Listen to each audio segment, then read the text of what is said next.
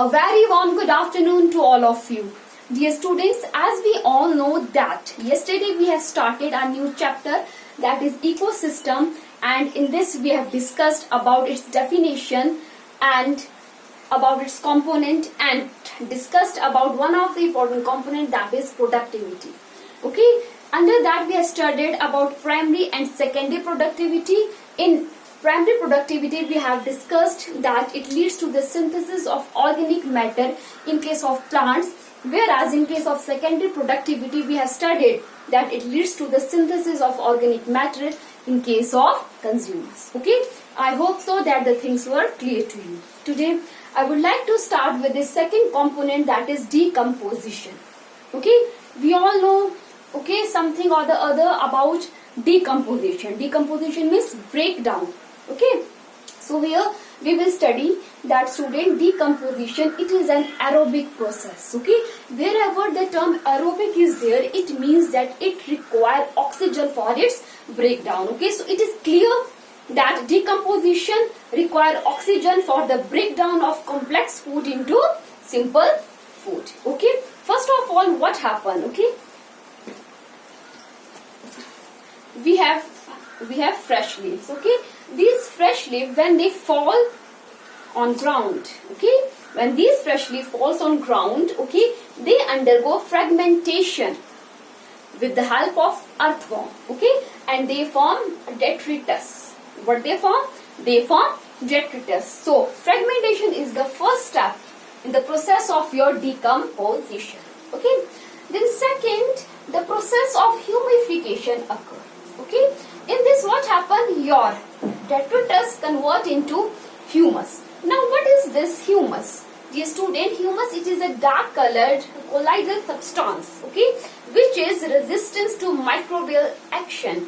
Okay, I will tell you about this with the passage of time. Okay, student, after this what happen? Your humus undergo mineralization to form minerals.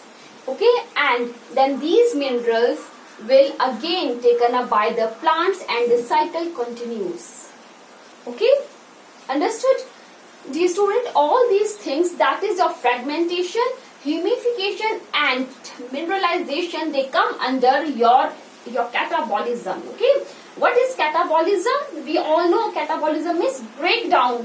Okay, in this your complex food breakdown into simple food. Okay, so your fragmentation, humidification and mineralization come under the process of catabolism. Why? Because your complex food is breaking down into inorganic compounds. Okay, and then again it will be taken up by your plants.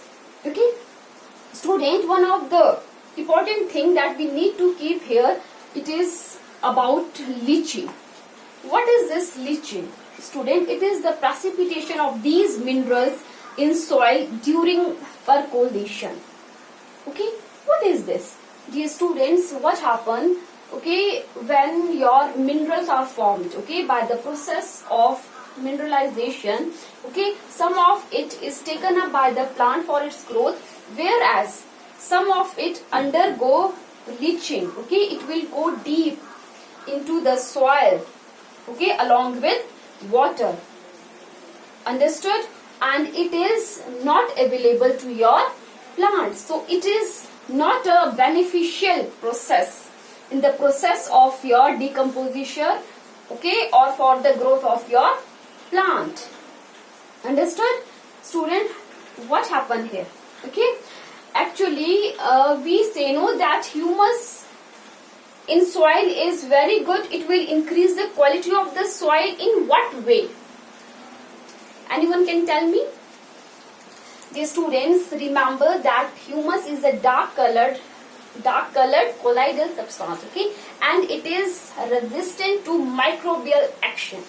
Okay, on these humus, your microbes, that is your decomposers, they act very slowly. Okay, and when they will act slowly, what will happen? Your mineral will also formed in a very low pace. Okay, and if mineral is forming in a very low pace, plant will also absorb it in a very low pace. Okay, and those mineral will not get time to sweep deep into the soil.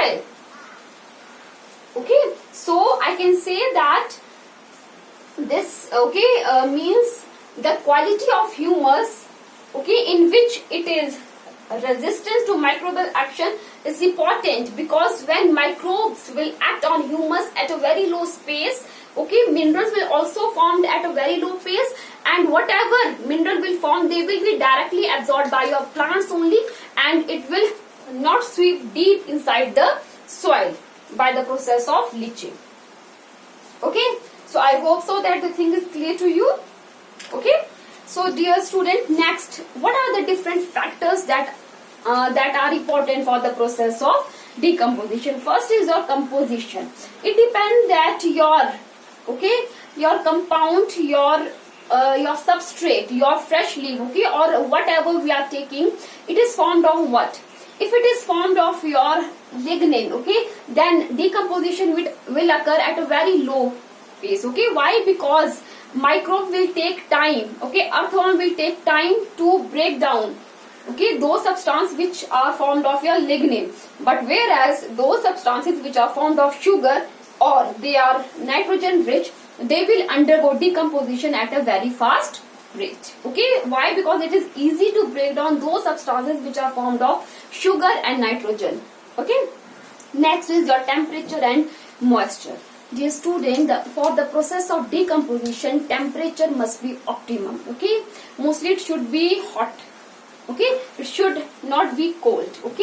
Low temperature can slow down the activity of the microbe, and also moisture should be sufficient in order to form your minerals. And if dry soil is there, the process will be quite slow. Last is your oxygen. The requirement of oxygen is needed in case of decomposition. Why? Because previous only I have told you that it is an aerobic process. So if oxygen is there, the process will occur at a faster rate. So I hope so that the things are clear to you. So student, what we have studied? We have studied today about second components of the ecosystem, that is decomposition. In this we have studied about different steps in your decomposition, that is fragmentation, humification and mineralization. And then we have studied about leaching process, that is not at all beneficial to your plants. Then we have studied about factors, and in factors we have studied about composition, temperature and moisture, and the requirement of oxygen. So I hope so the things were clear to you. For any query, please to call me. Thank you and have a nice day.